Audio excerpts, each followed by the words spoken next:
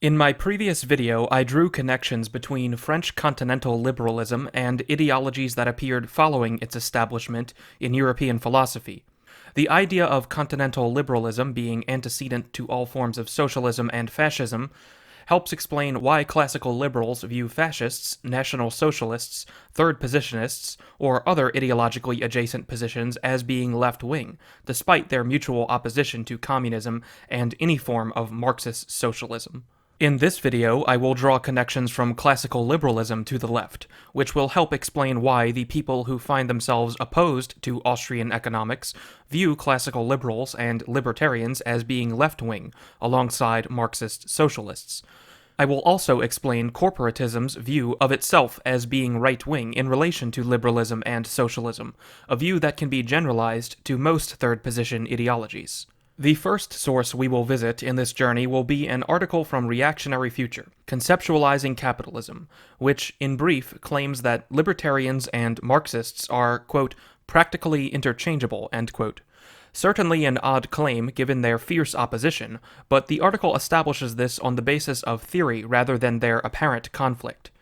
The article's position is that both Marxists and libertarians conceive of property and possession as the same thing, having power over an object, and that Mises' conception of the state as the enforcer of property rather than the source of it is what leads to this equivalent conception. Furthermore, by defining away the state in the issue of property, they are both fundamentally anarchist, alongside all modern theory.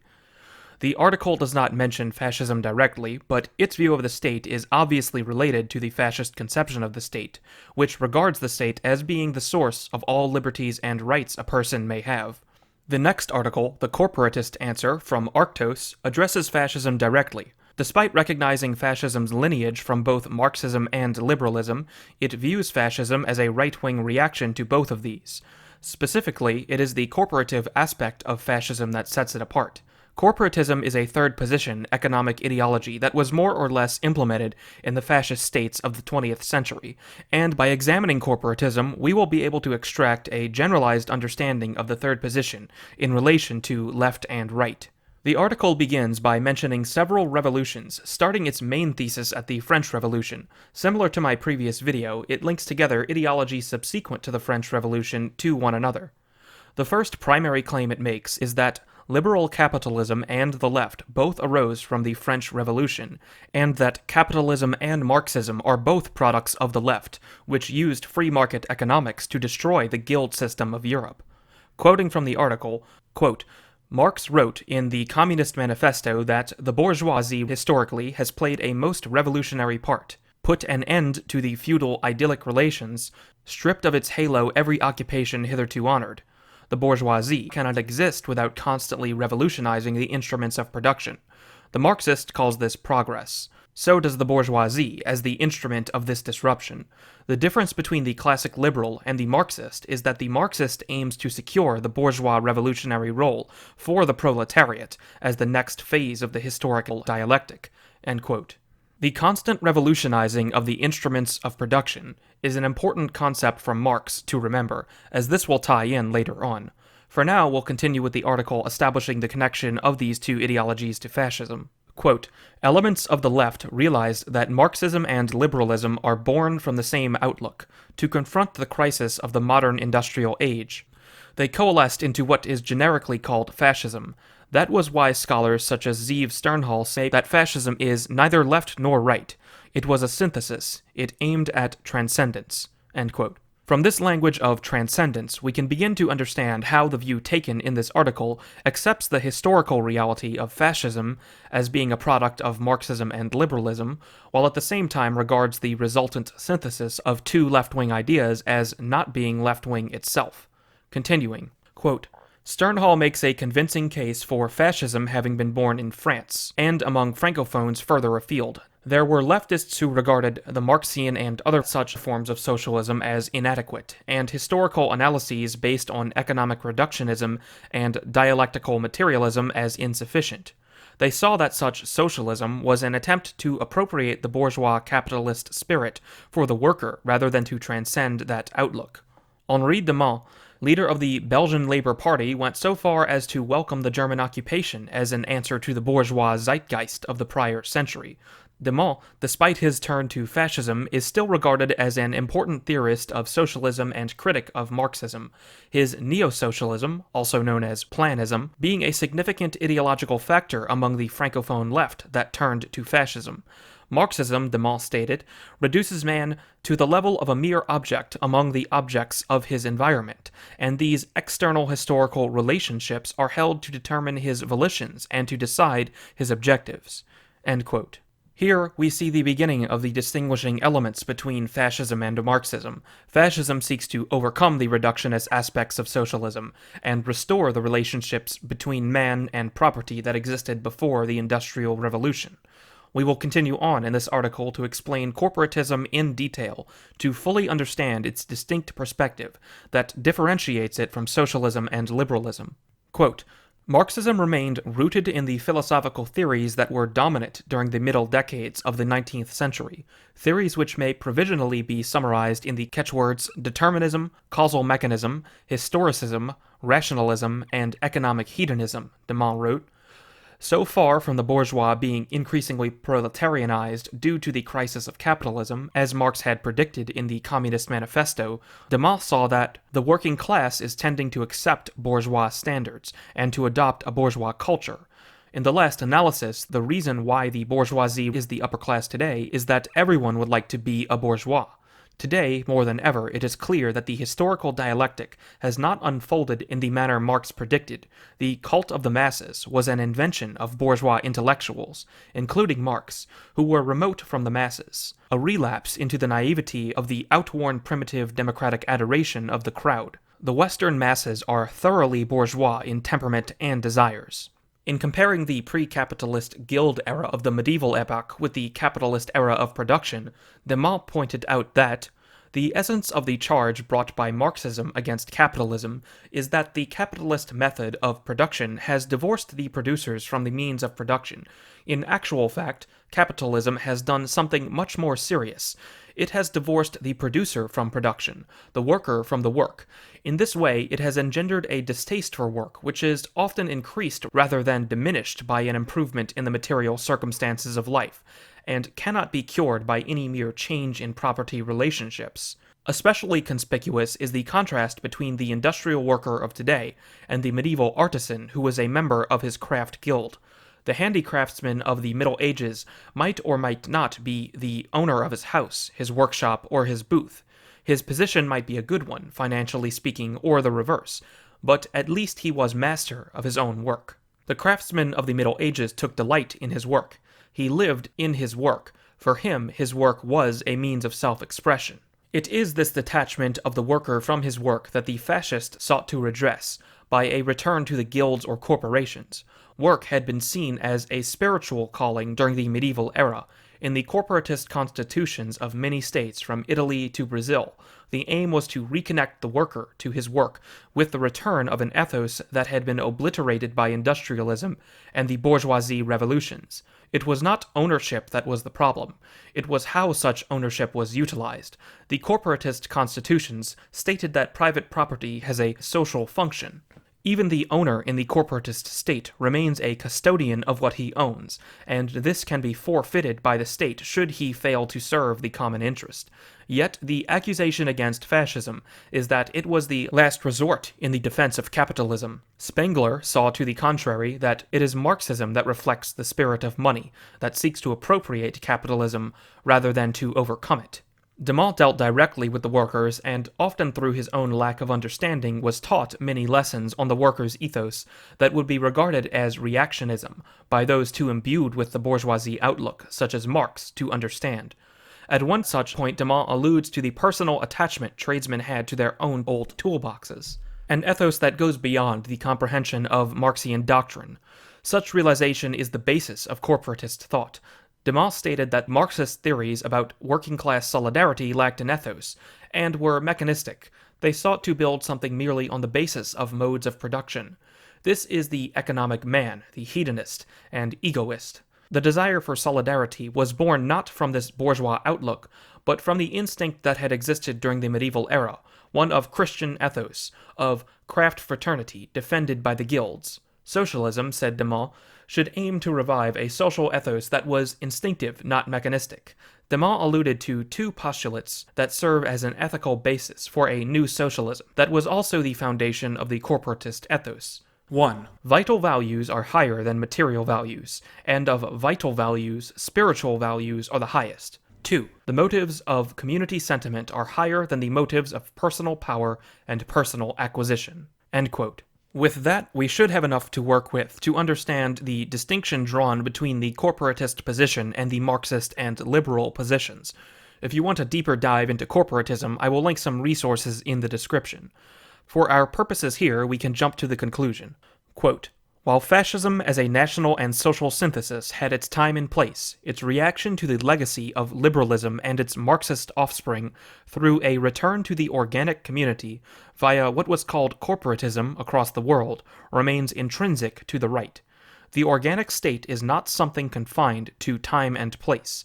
It is the perennial method of social organization.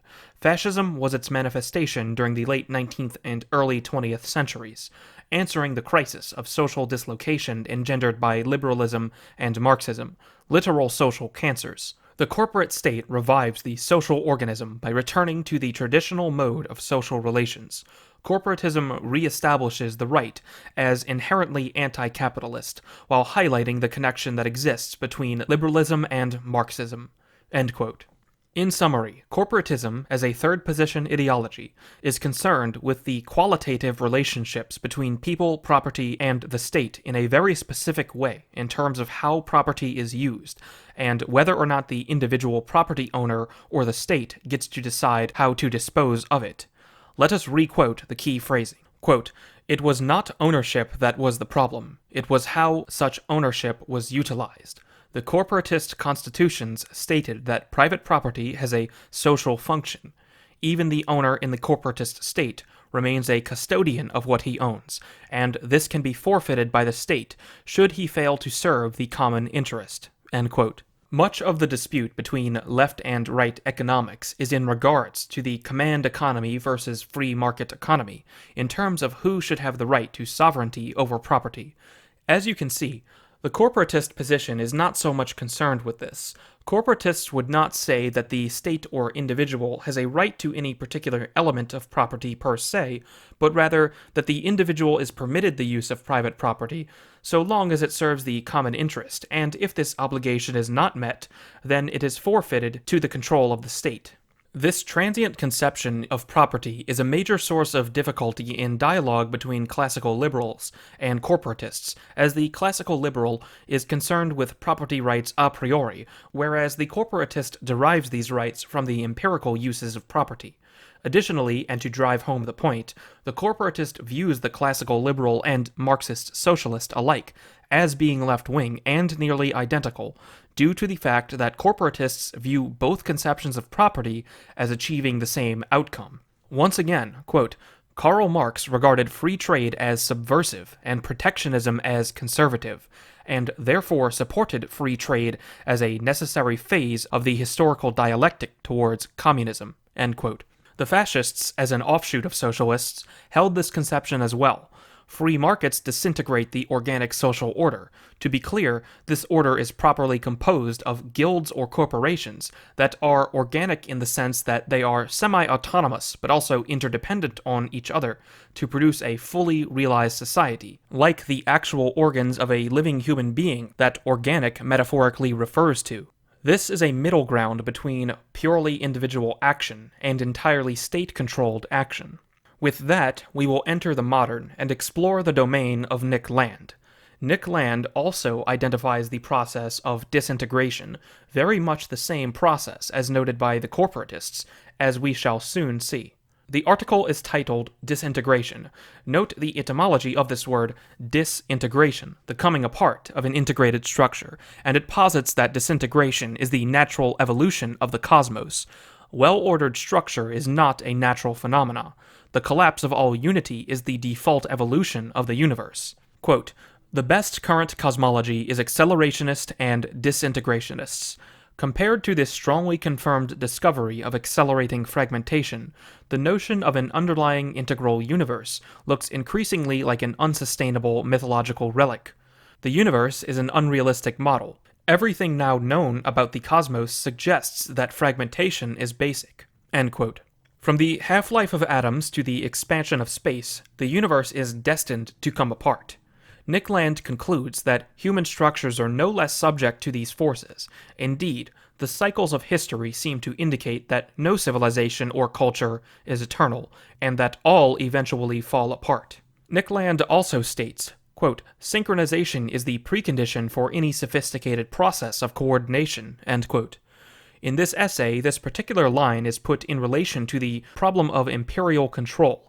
If in the future lies disintegration, then synchronization will be undone in this process. This will make the sophisticated, coordinated process of civilization impossible.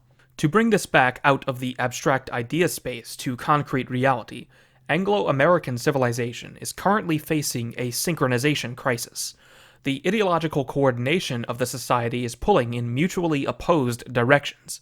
Here we can see crossover between Nick Land's conception of the problem space and the actions of fascists, corporatists, and other types of third positionists. Capitalism is inherently disintegrating and unsynchronized.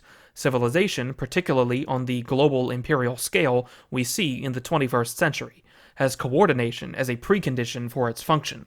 The corporatist seeks to counter this process of capitalism with a biological model of organic civilization, in which the various organs or guilds are distinct from one another, yet work together synchronously to form a greater organism.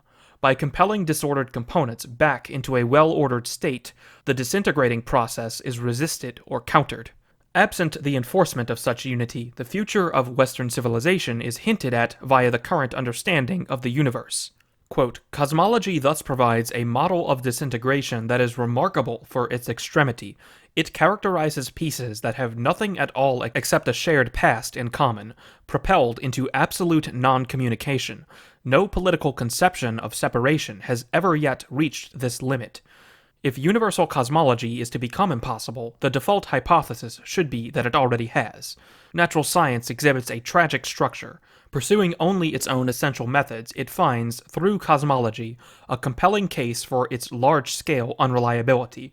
The acquisition of universal insight through rigorous empirical investigation appears cosmically obstructed. Science is thus eventually bound to be fundamentally localized. The locality at issue here is not merely the weak particularism of an option taken against the global or universal. Rather, it is the very horizon of any possible universalistic ambition that finds itself rigorously constricted and dismantled. Localism, thus understood, is not a choice but a destiny, and even a fatality, already imposed. At its greatest scales, reality is shattered. Unity exists only to be broken." End quote. According to current cosmology, the universe is destined to come apart at an accelerating rate. It seems that universalism will share this fate as well, and it seems to be coming quickly. The Western world is experiencing bifurcating events in 2020 in particular that are leading us towards disunity and separation. International sentiment in the Western world is moving towards localized communities at an accelerating rate. This brings us to the next article, another by Nick Land. It proposes a similar conception of capitalism to the Marxian and corporatist view. The way Land describes accelerationism is not so much as a philosophy that one adopts, but rather as a recognition of a force that acts on you whether you like it or not. Land says, quote, "In philosophical terms, the deep problem of acceleration is transcendental. It describes an absolute horizon, and one that is closing in. Thinking takes time, and accelerationism suggests we're running out of time to think that through, if we haven't already. No contemporary dilemma is being entertained realistically, until it is also acknowledged that the opportunity for doing so is fast collapsing. Accelerationism links the implosion of the decision space to the explosion of the world, that is, to modernity." End quote. Here, Land has described the simple reality of modernity. The decision space is fast collapsing to binary decisions or even unary decisions, which is to say no decision at all. As the possibility space for reasonable decisions contracts, human society becomes subject to what one might call the inevitability of the forces of history. but what Land would call acceleration. Acceleration is essentially driven by techno-capitalism. Land identifies the exact properties of capitalism, as was done by Marx and fascists. Quote, commercialization and industrialization mutually excite each other in a runaway process, from which modernity draws its gradient. Karl Marx and Friedrich Nietzsche were among those to capture important aspects of the trend. As the circuit is incrementally closed or intensified, it exhibits ever greater autonomy or automation. It becomes more tightly autoproductive, which is only what positive feedback already says. Because it appeals to nothing beyond itself, it is inherently nihilistic. It has no conceivable meaning beside self-amplification. It grows in order to grow. Mankind is its temporary host, not its master. Its only purpose is itself. The point of an analysis of capitalism, or of nihilism, is to do more of it. The process is not to be critiqued. The process is the critique, feeding back into itself as it escalates. The only way forward is through, which means further in. In this germinal accelerationist matrix, there is no distinction to be made between the destruction of capitalism and its intensification. The auto-destruction of capitalism is what capitalism is. Creative destruction is the whole of it, beside only its retardations, partial compensations, or inhibitions. Capital revolutionizes itself more thoroughly than any extrinsic revolution possibly could. If subsequent history has not vindicated this point beyond all question, it has at least simulated such a vindication to a maddening degree." End quote. Consider the earlier quote from Marx, quote, "constantly revolutionizing the instruments of production," end quote, as a description of what the bourgeoisie requires to exist. Perhaps true, but the error made by Marx is thinking that the bourgeoisie employed this process and that it could be appropriated by the proletariat. The bourgeoisie may require this process, but the converse is certainly not true. Techno-capital evolves on its own, and cannot simply be controlled by one class or another. It controls the whole of human society. The important observation that is shared both by the third position and by this accelerationist viewpoint is that the problem of techno-capital is not one of management, but of the process of capitalism itself. Capitalism is auto-producing, auto-disintegrating, auto-creative. The corporatist, unlike the Marxist or liberal, does not seek to manage techno-capital, but to defeat the process of capitalism itself. The accelerationist also seeks to defeat the process, or perhaps more accurately, survive it, by allowing it to burn itself out rather than attack it directly, as this would be essentially akin to attacking a godlike being.